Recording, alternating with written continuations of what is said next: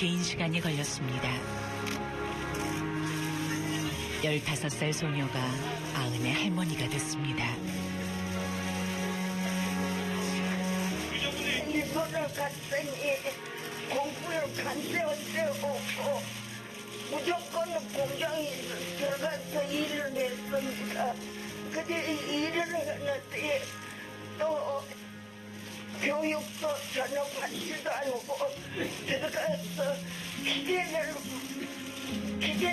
다루는 일을 했습니다.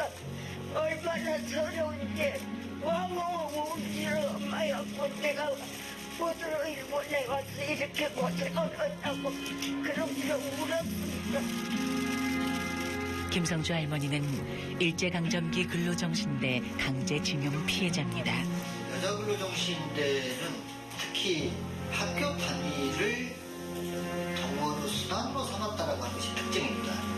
지역별로 할당을 해서 초등학교 6학년 또래 아이들을 전적으로 보냈었고, 그러니까 대상도 10대 초반인 것도 문제이지만 그들한테는 그 학교나 스승이라고 하는 것은 대단히 어떻게 보면 구속력을 갖는 존재인데, 학교 담임선생이나 교장을 통해서 학교에 모이도록 해서 이렇게 좀 동원을 했습니다.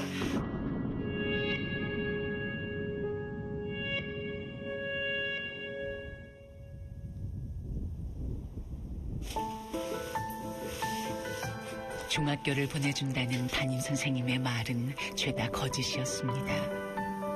1944년 5월 난 학교가 아닌 일본 나고야 미쓰비시 항공기 제작 공장에서 일을 해야 했습니다. 당시 지진으로 오른쪽 다리와 왼쪽 손을 다치고 손가락이 기계에 잘려 나갔습니다.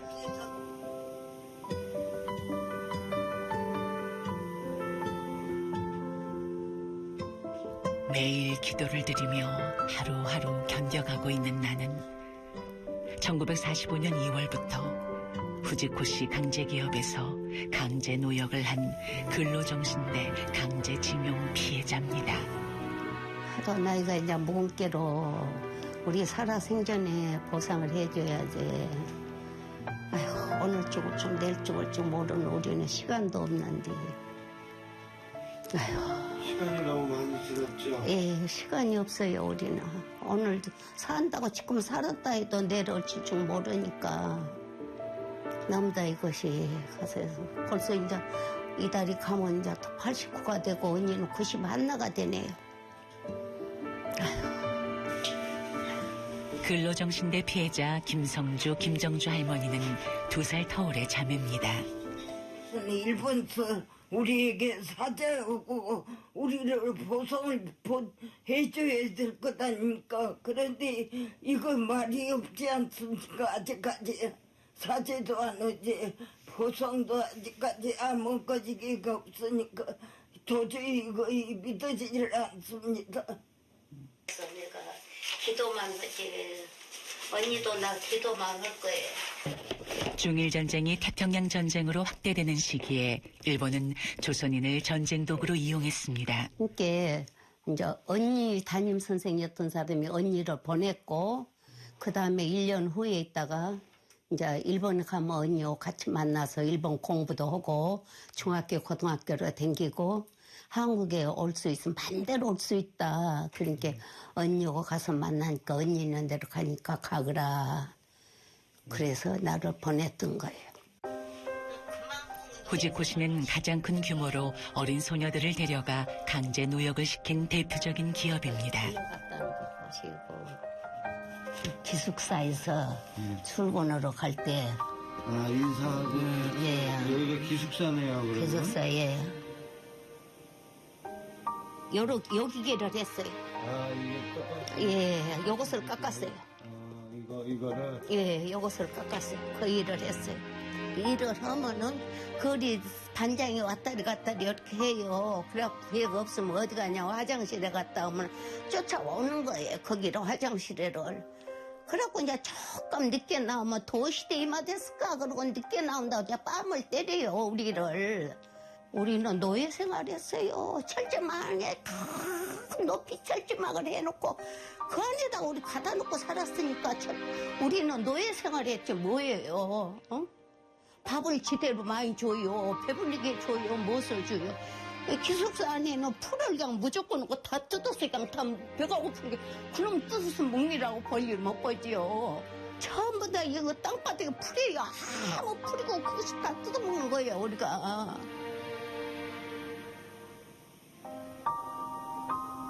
해방이 되고 지옥 같은 생활이 끝나는 줄 알았지만 또 다른 고통이 기다리고 있었습니다. 나는 이간보다 치켜 뿌렸지. 그러니까 가정 파탄이 된 거죠. 왜 어떤 일이 있어요? 예, 나도 일본 갔다는 걸 알고 나도 이제 두통이 난 거예요. 그렇게 그러니까 못 살았지요. 근데 아니라고 얘기했었을 거 아니에요? 아니라고 해도 그렇게 알아주나요? 그러니까 못 살지. 내가 나왔지요. 멋진 데서 나왔지요. 멋진 데서 나왔지요. 김정주 할머니는 후지코 씨를 상대로 2003년 손해배상 소송을 제기했습니다. 일본 법원은 회사의 잘못이 인정되지만 1965년 한일 청구 협정으로 다 해결됐다며 청구를 기각했고 우리 법원마저 재판을 차일피일 미루고 있습니다. 양성 때 전법원 대장하고 우리를 갈 수가 있어요. 일본서도 우리가 재판할 때마다 이거 나라에다 돈 다 줬다. 이거 나라에 가서 받아라. 그리고 맨날 땡땡땡 때리면 우리는 눈물만 흘고 이제 우리 도와주는 2세, 3세들은 왜 이거 나라 국회의원들은 뭐드냐. 우리가 이렇게 도와주는데 이거 나라 국회의원들은 뭐드냐. 그때는 우리 국회의원들 우리 알지도 못했고 우리가 서명서 갖고 가도 그 지랄을 했었고 참 눈물 많이 흘렸습니다. 내가. 저분도 손님 그냥 먹어. 지난해 11월 언니 김성주 할머니가 미쓰비시를 상대로 낸 소송은 최종 승소했습니다. 괜찮아. 그냥 먹어. 15년 만에 긴 다툼에서 이겼지만 저들은 묵묵부답입니다.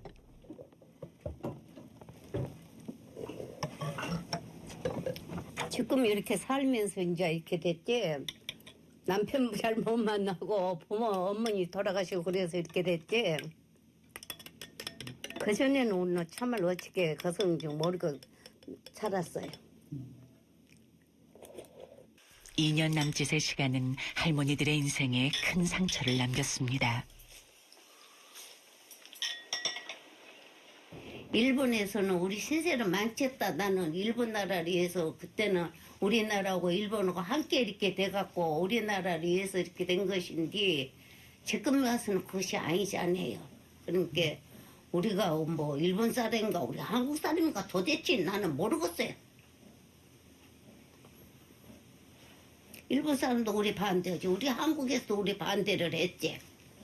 그러니까 어떤 우리가 어느 나라 백성인가 그것을 모르겠어요. 언니 나 갈 거야. 또 언제 만날까? 왜 갈라고? 이제 가. 언제나 만날 거나. 그게 말이야. 나는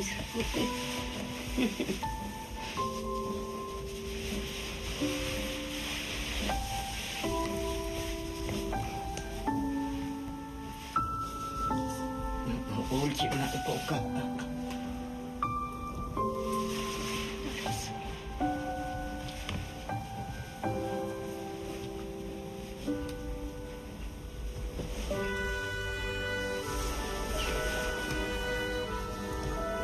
갈게 언니. 조심히. 알았어.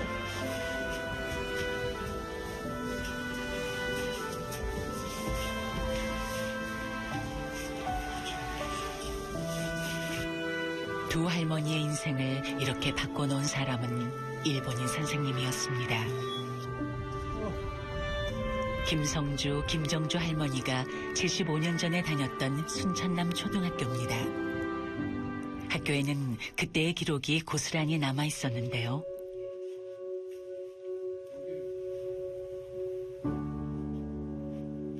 언니 김성주 할머니는 1943년에 졸업하고 중학교에 보내준다는 거짓말에 속아 일본으로 갔습니다. 1945년 졸업도 하기 전에 일본으로 간 동생 김정주 할머니의 학적부에는 기록이 고스란히 남아 있습니다.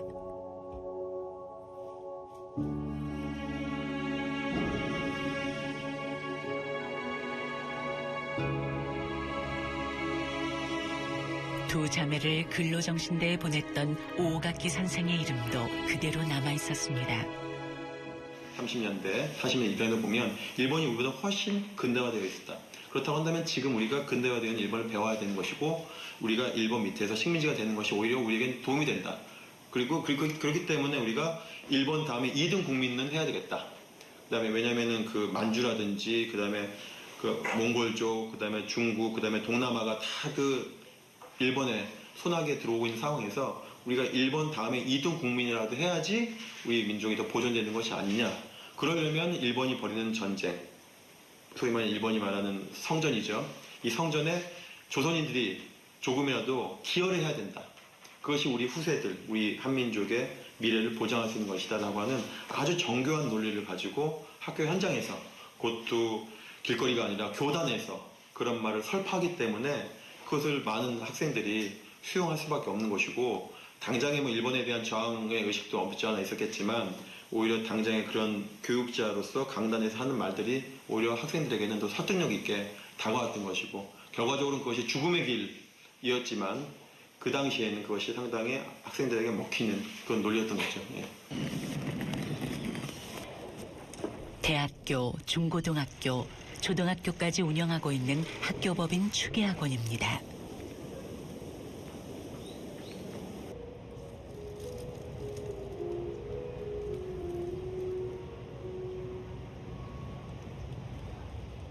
추계학원의 설립자 황신덕 선생은 1940년 의친왕의 아들 이후에게 하사받은 벽돌 건물에 경성 가정여숙, 지금의 중앙여자 중고등학교를 설립해 교육자의 길을 걷게 되는데요.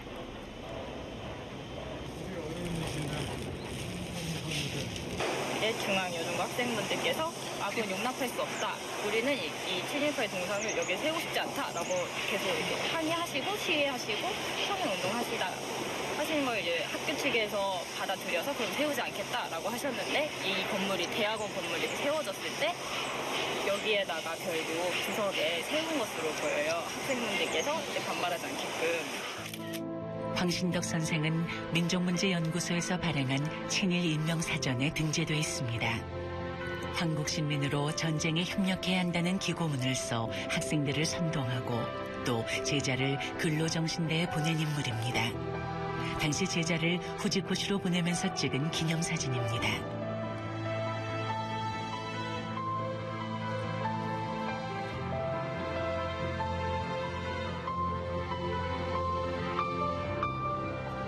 황신덕 선생의 친일 행적이 뚜렷이 밝혀지고 있지만 학교에는 황신덕을 기리는 흔적들이 곳곳에 있습니다.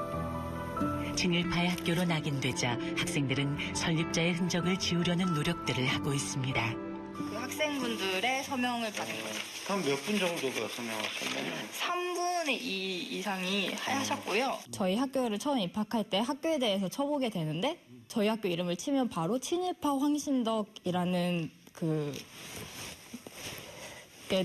포털 사이트 기사가 뜨고 그것이 아직 남아있고 그것에 대해서 들리는 이야기와 여기를 매일 사용하면서 봐야 되는 것에 대한 그런 회의 그리고 약간 부끄러움 같은 걸 느꼈기 때문이 아닐까 싶습니다. 이제는 바로 잡아야 된다는 거죠. 저희는 더 이상 일제강점기에 머물러 있지 않고 거기서 독립을 해냈고 그 뒤로 많은 역사가 흘렀는데 아직도 이러한 잔재가 남아있는 것은 우리가 뭔가 오류를 범하고 있는 것이 아닐까라는 생각이 들어서 하게 되었습니다.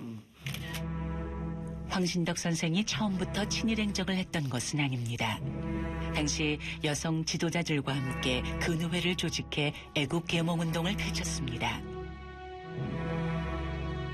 어떤 이유에서인지는 알 수 없으나 1937년 중일전쟁 직후 전쟁에 협력할 목적으로 결성된 친일단체에 이름을 올렸습니다. 이 단체에는 이화여대 총장 김환란을 비롯해 사학재단 설립자들의 이름이 대거 포함되어 있습니다.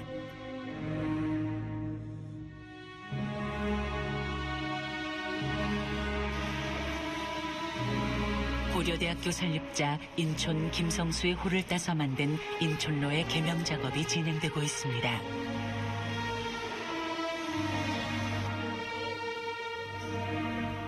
대법원에서 인촌 김성수가 친일 행적을 했다는 판결을 내리고 최근 서운까지 박탈됐기 때문인데요.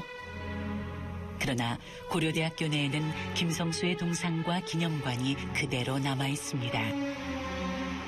만약 학병에 지원하지 않아서 대동아 건설에 참여하지 못한다면 제국의 제1분자로서 내지와 조금도 다름없는 대우, 곧 권리를 받지 못할 것. 다시 말해서 일본을 위해서 전쟁에 나가지 않으면 일본인과 똑같은 권리를 받지 못할 것이다. 즉 일제에 강점되어 있고 앞으로 독립될 가능성도 없다는 것을 전제하고 있다는 것이죠. 교육구국이라고 하는 이념을 가지고 이 고려대학교를 설립을 하셨었는데 또 그 민족고대라고 하는 또 이 민족의 정기를 담은 나름의 대학으로 이렇게 만드셨는데 분명한 공이 있지만 한 학교를 만든 사람으로서 학교에 다니는 학생들에게, 그러니까 사실 지금으로 치면 지금 2018년도에 학교를 다니고 있는 우리 대학생들에게 일본을 위한 전쟁에 나가서 황국 식민으로서 싸우다 죽어라라고 하는 그러한 이제 글을 기고하기도 하고 그런 메시지를 전달을 했단 말이죠.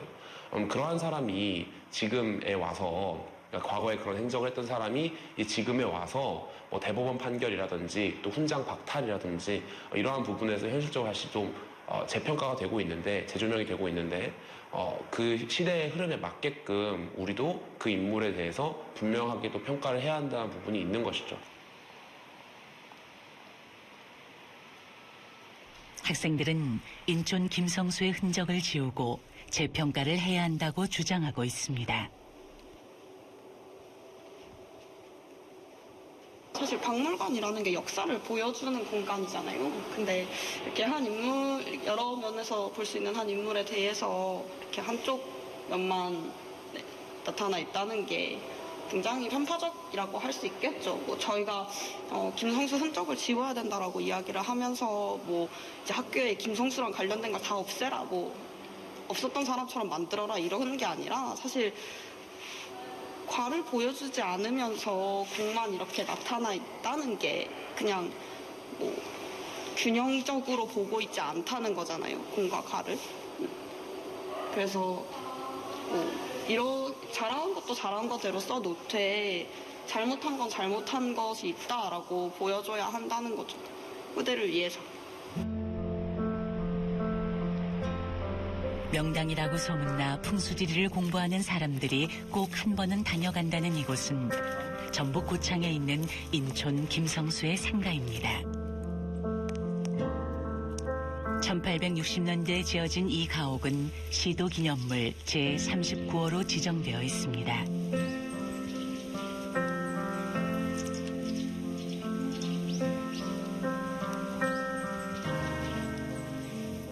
친일을 한 건 맞죠. 하여튼 결과론적으로 보면. 그렇기 때문에 그 친일을 한 거를 부정하거나 그러진 않아야 된다고 생각해요. 인천전쟁 같은 경우는 한일합방이 1910년이 됐으니까 그 30년대 말부터 이제 친일 활동으로 조금 이제 들어가 있거든요. 그럼 거의 20몇 년 동안 그죠? 그 5, 6년, 7, 8년 동안은 사실 친일이라는 거를 아예 모르고 사신 분이에요. 그 학교라든지, 그 다음에 그 신문사라든지, 그 다음에 경성방직이라든지, 이런 부분을 지켜내야 될 어떤 필요성이 있었던 거죠. 어쩔 수 없이 소극적으로 따라갈 수 없었던 그때적 어떤 시대적 상황, 그런 부분을 우리가 같이 좀 고려를 하면서 인촌 선생에 대한 어떤 평가를 좀 같이 해주셨으면 그런 바람입니다.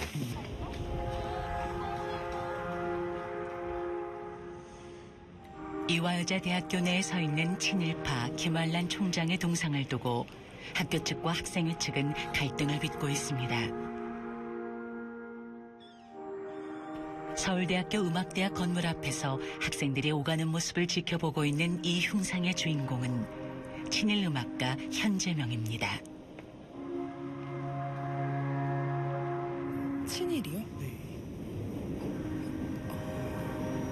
전혀 몰랐어요. 일단 그래서 저희 학교를 대표하는 사람이 동상으로 있는 걸 텐데 친일로 있으면 문제가 있는 게 아닌가요? 아무리 음악적으로 기여를 많이 했다고 하더라도 역사적으로 그런 큰 흠이 있다면 존경받아야 할 사람은 아니라고 생각해요. 최고의 명문대학에 친일 행적을 한 이들의 모습이 아직도 남아있는 이유가 궁금해집니다. 우리나라 교육의 역사를 한눈에 볼 수 있는 한밭 교육박물관 앞마당에는 거대한 표지석이 누워 있습니다. 황국신민 서사인데요. 1938년에 발표된 3차 조선교육령의 목표는 황국신민화 교육이었습니다. 일제는 어른아이 할 것 없이 일본에 충성하는 신하가 되겠다는 황국신민 서사를 외우게 했습니다. 근데 저 황국신민 서사 내용을 얼마나 중요하게 여겼냐면 그 당시 교과서를 보면은 교과서 맨 앞장에도 저게 있었대요. 그러니까 저게 우리 국민들을 얼마나 교화시키기 위해서 노력을 했는지 저게 그 당시에 그러니까 일본인들 입장에서는 얼마나 많은 그런 중요하게 우리 그런 부분을 차지하고 있었는지 알 수 있는 그런 대목이 되겠습니다. 우리말, 우리 글조차 쓰지 못하고 황국신민이 되라고 했던 이유는 조선인을 전시체제에 이용하려는 의도가 있었습니다.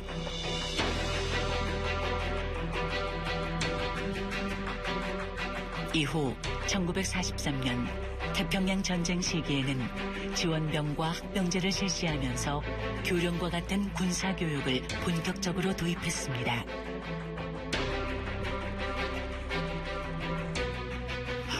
한국인, 한국 역사, 한국의 그 문화, 한국 모든 것을 패멸시키고 일본인, 일본 문화, 일본 역사로 만드는 그걸 뜻하는 것이 되는데 지금 우리들 입장에서는 한국이 패멸됐다고 그건 용납할 수 없는 일이라 그러니까 그냥 식민지니 뭐 이런 표현을 쓰는데 일본 사람들은 식민지라는 말 거의 안 썼습니다.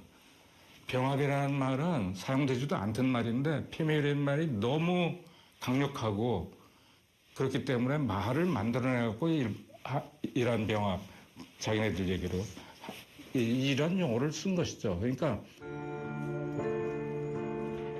조선 총독부에서 편찬해 국공립초등학교에서 사용했던 일제강점기 때 교과서를 번역했다는 김순전 교수. 이제 와서 식민지 시절의 교육을 왜 들추냐며 비난을 받기도 했지만 김 교수는 소신을 굽히지 않았습니다.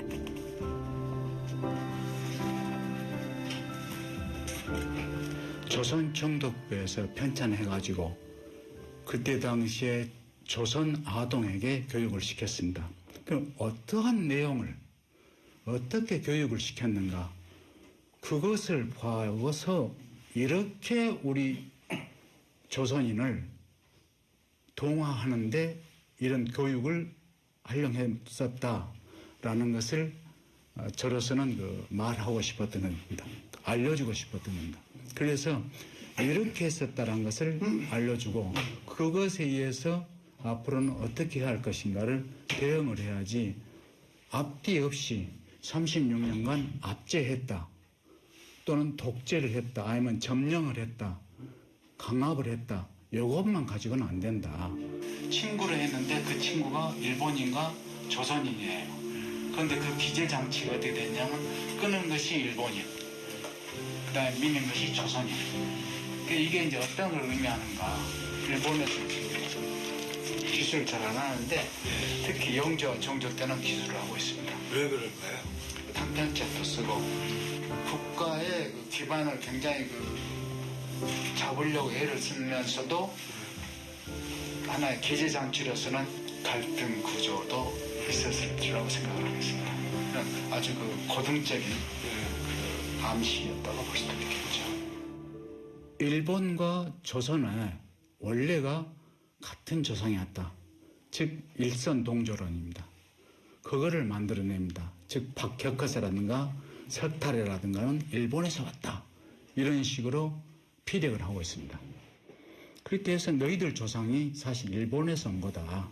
일선동조론을 제시를 하고 그렇게 된 일본과 조선이 어떤 이유로인가 이렇게 지금 나누어져 있는데 이것이 좀 더 좋은 상태로 가기 위해서는 합쳐지는 것이 원 상태로 되돌아가는 것이다.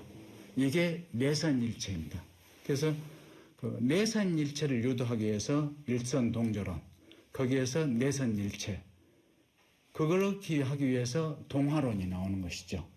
그것에 의해서 수단으로서 문명론, 즉 철도를 놓고 교육을 하고 시작하는 것이죠. 21회 식목일 기념행사가 4월 5일 서울 장충단공원에서 박정희 대통령을 비롯한 산부 요인과 많은 시민이 참석한 가운데 열렸습니다. 나무를 심는 것은 인재 양성과 함께 국가의 장래를 위해 가장 중요한 일이라고 강조했습니다.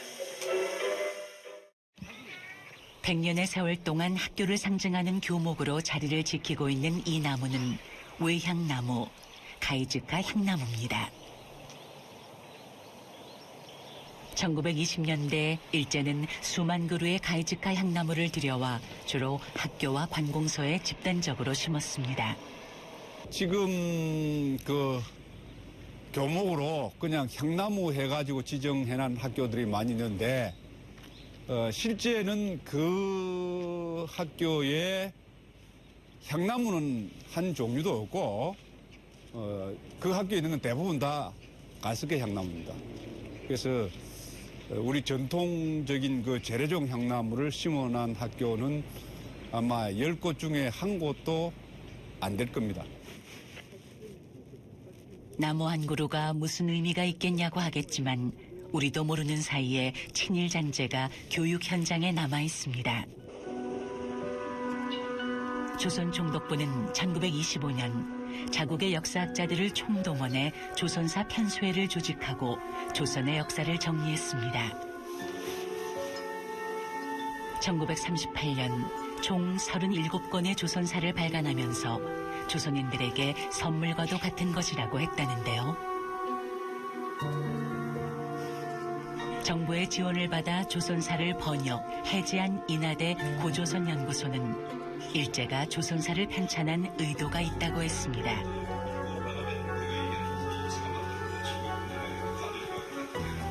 제국주의 시대 때 제국이 식민지를 관리하는 방식에 식민지인들은 미개하니까 스스로 아무것도 할 수 없다거든요. 그러니까 너희들은 너희들이 인물이 소중한 것도 모르고 정리할 방법도 알지 못하고 하니까 우리가 잘 관리를 하고 중요한 거는 뭐가 중요한지 판단을 해서 관리를 해주겠다라는 명목하에 자료를 독점하고 관리하고 그리고 마음대로 열람할 수 없게 만들고 하는 과정이 그 조선사 편수 작업에서 이루어졌죠. 현재 이제 우리 교과서에 쓰고 있는 그 강동육주인데요. 여기 보면은 흥하진, 용주, 철주, 곽주, 통주, 안의진, 그 귀주 이런 지명들이 다 있잖아요. 여기 강동육주의 지명들입니다. 그런데 여기 천리장성 이렇게 이제 압록강에서 시작을 해서 원산만 쪽으로 넘어갔잖아요. 그러니까 아까 제가 말씀드렸듯이 강동육주라는 거는 어떤 형태로든지 간에 천리장성 안쪽에 있었다고 생각을 한 거고 여기도 압록강이 있고 여기도 압록강이 두 개가 있잖아요. 그런데 이 압록강의 녹자가 보면은 이건 맑은 녹자고 이건 푸른 녹자예요. 실질적으로는 두 개의 다른 강인 거예요, 강이. 고대 문헌에 보면 고구려 때라든지 그 당나라 그리고 고려 초기의 문헌에도 보면은 압록강을 다 여기로 얘기를 하고 있어요. 이 압록강을. 일본에서 일본 사람들이 조선사를 편찬할 때 쓴 압록강은 무조건 다 이 압록강으로 모른 거예요. 이 압록강은. 그게 문제가 됐던 거죠. 이 맑은 녹자 압록강으로 할 경우에는 고려 국경선이 이쪽으로 와야 되는 거죠. 근데 요나라 국경선도 금나라 국경선도 여기에 붙어서 얘기를 해야 되는 거예요. 실사 압록강과 삼수 압록강이 동시에 기록된 사설을 들여다봐 찾아내봐라 이랬어요. 그게 오랫동안 찾았는데 아까 고려사가 1451년에 편찬이 됩니다. 그로부터 10년 후에 1461년에 대명일통지가 편찬이 있는데 대명일통지에는 이 두 가지 기록이 삼수압록강 어디 나오냐면 요동도 지휘사사 줄여서 요동도사라는데 요동도사를 중심으로 해서 삼수압록강 얘기가 나오고 그다음 이쪽은 이제 실사압록강은 조선 외전에 나와요. 조선 외전에 이제 한성에서 얼마 거리에 있다고 신사로 되어 있어요. 그러니까 동일한 체계, 삼수 압록강은 저쪽 그 요동을 중심으로 시키고 해놨고, 그다음에 이쪽 실사 압록강은 우리 한성을 중심으로 시키고 해놓은 동일한 그 사서의 앞뒤로 바로 다른 기록이 동시에 등장합니다. 거기 유일합니다. 또 반복되면 천리장성이 압록강에서 원산만으로 들어와 있잖아요. 바로 그 위에 요 부분이 윤관이 쌓은 그 구성이 있다라고 우리 교과서엔 다 그렇게 돼 있어요. 다 그렇게 가리키고 있었고 그랬는데 실제 윤관 구성의 그 위치를 기록을 해놓은 책들이 조선왕조실록에는 자세히 기록이 돼 있거든요. 그 조선왕조실록을 가서 찾아보니까 바로 두만강 북, 두만강 넘어 칠뱅이에 있다고 그러면서 바로 이 현재 그 러시아 블라디보스톡 있잖아요. 러시아 그 영토 안까지는 들어가 있는 거죠. 그러면은 그 역사책에는 분명히 그렇게 나오니까 교과서 집필진들이 이러지도 저러지도 못하고 몇 가지 설을 여기다 넣어놓은 거예요. 1910년대에는 일본 학자들조차도 천령은 요동의 천령을 말한다고 했는데 여기서부터 압록강 이남으로 내려오기 시작한 겁니다. 요걸 전부 압록강 이남에 거의 강원도 쪽에 있는 강원도 북단에 있는 지명들로 다 이렇게 끼워 맞췄습니다. 이 연구팀은 일제가 의도를 가지고 우리나라 국경을 축소, 왜곡시켜놨다고 주장하는데요. 저는 두 가지 목적이 있다고 보는데요. 첫째는 일본의 지방사를 만들어야 되는 그런 부분이 있고, 두 번째는 그 일본이 대한제국, 대한민국을 지배하기 위해서는 지배 논리를 만들어야 되거든요. 일본은 무력 침입이라는 걸 인정을 못하는 거죠. 소송 얘기도 읽고 전령 얘기도 읽고 여기 해수 얘기도 읽고. 우연의 일치일까요? 고등학교 역사 교과서에 기록돼 있는 고려의 국경은 일제가 만든 조선사의 국경과 일치합니다. 여기에다가 명시를 하고 있거든. 분명히 천령은 지금으로 보면 강원도 북단에 위치하고 있는데 똑같은 지명이 중국에도 있었고 사실은 이 천령이 굉장히 이 문제를 두고 역사학계는 식민사학이 그대로 교육에 이용되고 있다, 아니다 라며 공방을 주고받고 있습니다. 누구는 청천강이라고 그러고 누구는 압록강이라고도 해서 좀 헷갈렸던 것 같아요. 인터넷상에 보면 그러니까 역사와 관련해서 굉장히 지식이 방대하잖아요. 그 방대한 지식 가운데 이제 학생들은 본인이 그 받아들이고 싶은 지식을 가져와서 물었을 때는 이게 기존의 역사 학설하고 좀 상충되는 면이 있었을 때 그때는 좀 대답하기가 좀 어려운 상황이 있지요. 어떤 내용이 있었죠? 저는 시험 공부를 하다가 동북 구성의 위치가 세 가지 학설로 나뉘는 것에 대해서 의문점을 가졌다고 얘기를 했습니다.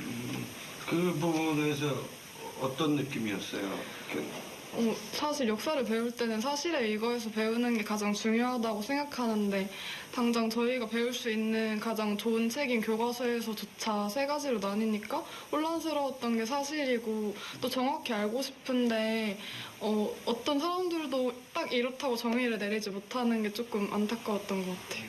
옹고지신이라는 말이 있듯이 옛것을 잘 익혀야 앞으로도 발전할 수 있는 건데 옛것을 익히려고 했더니 왜곡되어 있고 혼란스럽고 이런 상황을 보면서 앞으로 더 발전할 수 있는 가능성이 적어지지 않을까 하면서 역사를 더 정확히 배워야 되지 않을까 생각합니다.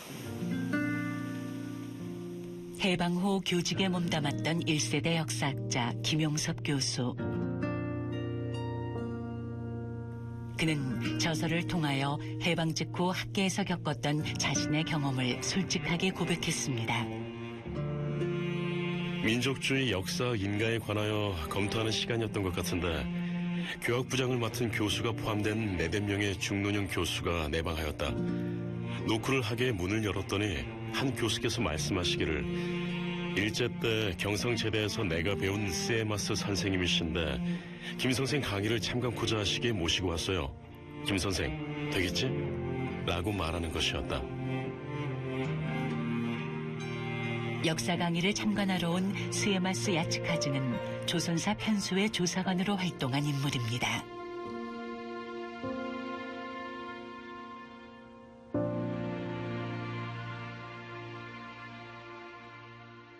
스타소게츠가 만들었고 이병도 선생이 그 스타소게츠가 강의하는 현장에서 수업을 들은 다음에 한국에 와서 진단학교 만들고 3학년 펴고 서울대 교수로 그 1945년 가면서 한국사 교과서를 만들고 그러는데 3학년을 집어넣고 그 제자들이 다 따르고 이렇게 만들어진 역사가 대한민국 한국사 교과서 아니겠어요.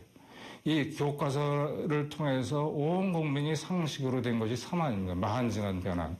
그 다음에 태고내, 뭐 이런 그 태조대왕, 거의왕, 내문왕 이런 역사 체계죠. 이것을 무너뜨린다는 것, 이것을 바꾼다는 것은 천동설에서 지동설로 넘어가는 것보다도 뭐 쉽지도 않을 아주 어려운 지난한 문제가 될 수밖에 없죠. 말하자면 하나의 패러다임이 다음 패러다임으로 넘어가야 하는데 모든 사람들이 지금 그 이병도 선생, 스타소게츠 이병도 선생이 만든 틀 속에 안주하면은 모든 게 편합니다. 학술진흥재단의 연구비에 사실은 3학년에 이어서 나온 서울대 학사들이 만든 부채제설 이런 것들을 위한 연구비가 할당이 되고 그러는 판인데 제가 부채제설을 비판하는 연구비를 신청한다면 나오겠어요. 저는 1997년인가 그 이후로 연구비 신청도 안 했어요. 해도 안 나옵니다. 사학계 한쪽에서는 이러한 의견을 경계해야 한다고 이야기합니다.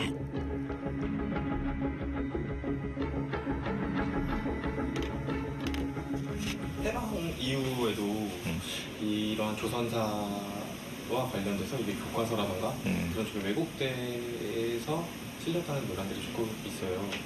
이 부분에 대해서는 어떤 말씀을 들어볼 수 있을까요? 우리나라 역사 교과서에 조선사가 반영이 되었다라는 식의 주장들이 있어요. 저는 이제 그런 주장들이 쇼비니스트들이 하는 얘기들이라고 생각해요. 뭐 반영이 뭐 아예 안 됐다라고 말할 수는 없지만 아까도 말씀드렸듯이 기본적으로 조선사라는 책은 그냥 사료집이에요. 그걸 이용해가지고 이제 이 사료들을 모아놓고 이제 펼쳐보고 참조하기 좋게 만들어놓은 자료집인 것이고 그것과 별개로 우리나라에서는 우리나라 입장에서 역사 교과서를 계속 만들어 왔던 거죠. 그러니까 그런 얘기는 별로 큰 의미가 없는 지적이라고 할 수 있어요. 실제로 일제시대에 일본의 식민주의 역사학자들이 많이 있었고 그런 방향으로 한국사를 연구하는 흐름이 일제강점기 있었죠. 그건 뭐 틀림없는 사실이고 거기에 대해서도 해방 이후에 굉장히 많은 연구가 이루어졌고 한국 역사학계에서는 그런 식민주의 사학을 극복하기 위해서 많은 노력을 해왔습니다. 역사를 잊은 민족에게는 미래가 없다는 반제 신채호 선생의 말씀이 빈 메아리였을까요?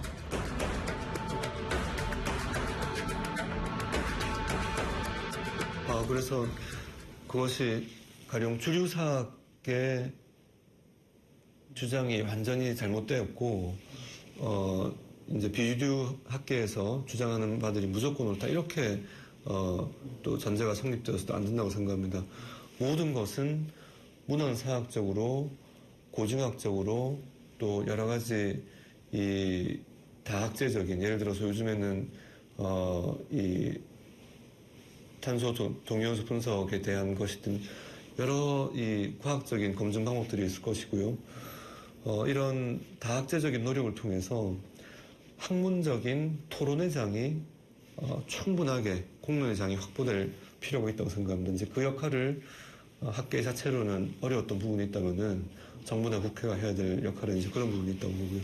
이제 국회에서 이것이 그 여야건 아니면은 이 주변 국가들 간의 어떤 국익 경쟁 차원에서 정치적인 목적으로 들어가면은 이 역시 우리가 역사를 왜곡하는 결과가 될 수 있기 때문에 최대한 공정한 논의의 장이 마련되도록 하는 것 이것이 국회와 정부가 해야 될 역할이고 지금 그것에 충실하고 있다고 자부하고 있습니다.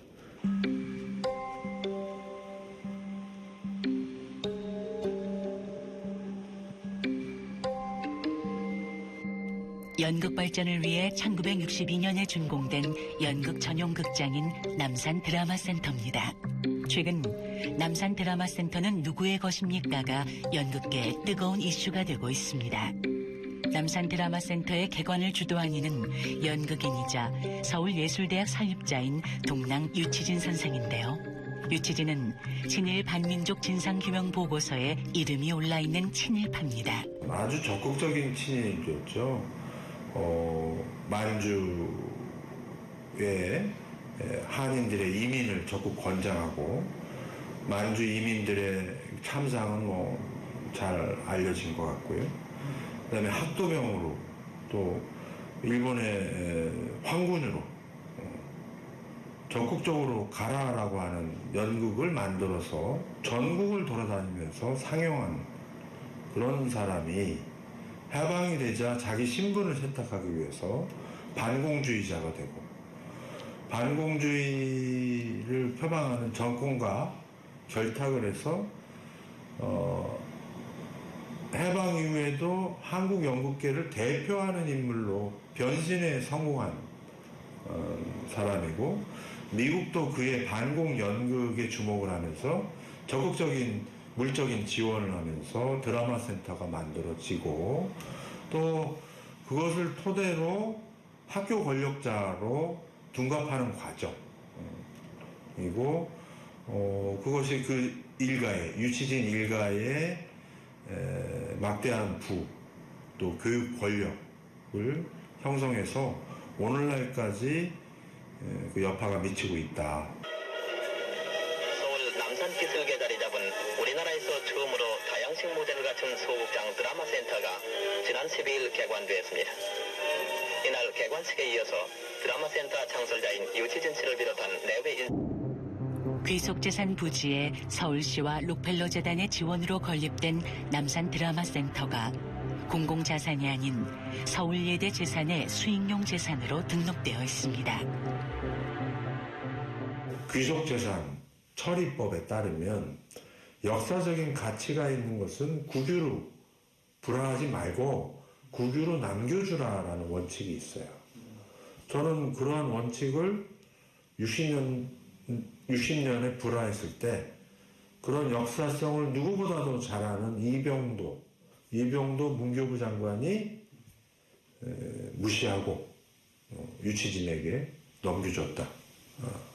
이건 역사의식의 실종. 법인 휘문의숙의 법인과 학교 관계자들이 55억 원 가량의 교비를 횡령한 것으로 경찰 수사에서 드러났습니다.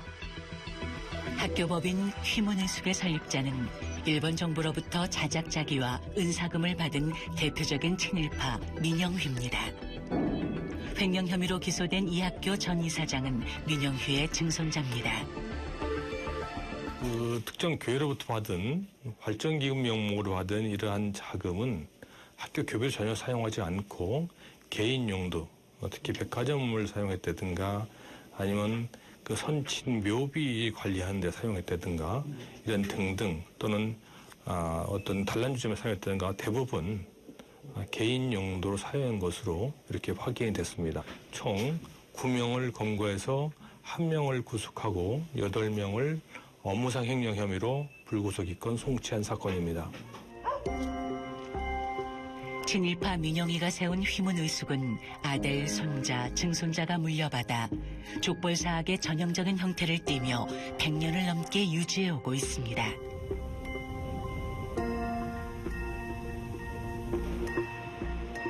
휘문고등학교 농구장이 있던 땅에 세워진 이 건물은 학교법인 휘문의숙의 소유입니다. 이 건물에서 3년째 커피 전문점을 하고 있는 젊은 사장 유승범 씨는 요즘 머리가 복잡해 일이 손에 안 잡힌다는데요.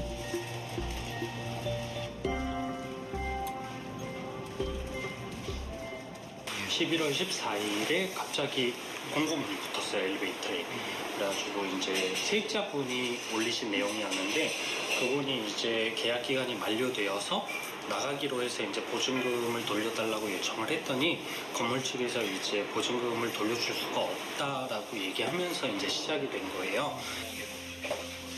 학교법인 휘문의숙은 이 건물을 휘문 아파트 관리업체에 임대 관리를 맡기고 임대료를 받아왔습니다. 그런데 관리를 맡긴 아파트 관리업체 대표가 세입자들의 임대보증금 100억 원을 탕진하고 나몰라라 하고 있습니다.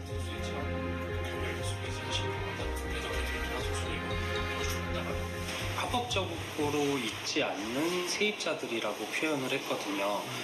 그러니까 전체 세입자를 얘기하는 거예요. 자기네들은 책임이 없고 자기들 소유 건물에 있으니까 그걸 합법적이지 않은 세입자로 규정해버린 거거든요. 세입자들에 대해서는 앞으로 추후에 법적으로 대응할 시에 강력하게 자기네도 법적으로 대응하겠다고 공고문 형식을 빌려서 협박문이라고 저는 보여지거든요. 네. 휘문의숙 측은 법인과 직접 계약을 하지 않았으니 세입자들이 불법 점유를 하고 있다며 법적 대응을 하겠다고 하고, 세입자는 학교 법인이 위탁 관리했으니 책임을 져야 한다며 팽팽히 맞서고 있는데요.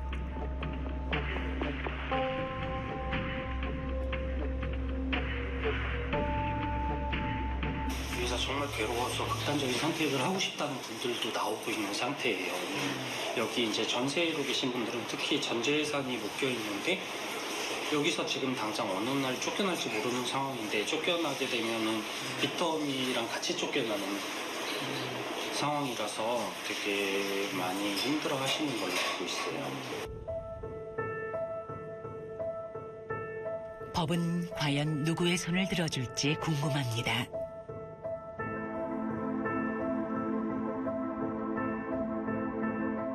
인류 역사 속에서 쉽게 말하면 파시즘인데, 파시즘은 20세기 인류에서 악으로 지금 규정되어 있는 것이고 용인할 수 없는 것으로 지금도 규정되고 있는 것인데, 일제 파시즘, 천황제 파시즘에 대해서 적극적으로 복무하고 그 지지했던 사람들이 그 파시즘 시대가 지났을 때 태도가 더 중요하다고 보거든요. 그래서 인간이 갖는 가장 좋은 방명품 중에 하나가 역사인데, 그 역사는 과거를 기억하는 거거든요. 근데 그 과거를 기억하려고 하지도 않고 과거를 언급하려고 하지도 않기 때문에 오히려 그 망각하자고 하니까 오히려 제2의 범죄, 2차 피해라고 하는데 2차 범죄가 지금도 이루어지고 있다, 이렇게 봅니다. 예. 학교는 군대의 복제품이에요. 보니까 독일이 프랑스 점령한 건 3년이거든요. 3년이 채 안 될 거예요. 근데 우리는 만 35년이 넘었고 그 전에 35년까지 하면 70년 동안 우리 이걸 지배했는데 왜 우리 속에 일제전쟁이 없겠습니까? 현장에 있는 사람이나 또는 그 교육 정책을 다루는 정부나 시민운동가들이 왜 이걸 반성 안 하는지 이해가 안 돼요. 이걸 단편적으로 반성하면 안 된다고 생각합니다. 다 서로 결합이 돼 있죠.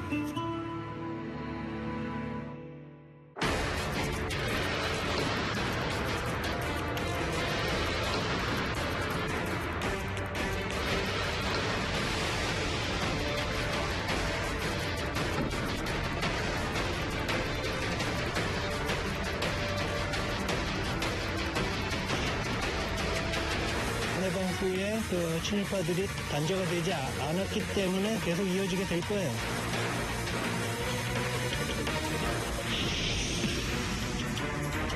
완전히 자기 얼굴이거든요. 김기창이 그 대중대왕 그렸을 때 그때 얼굴이에요.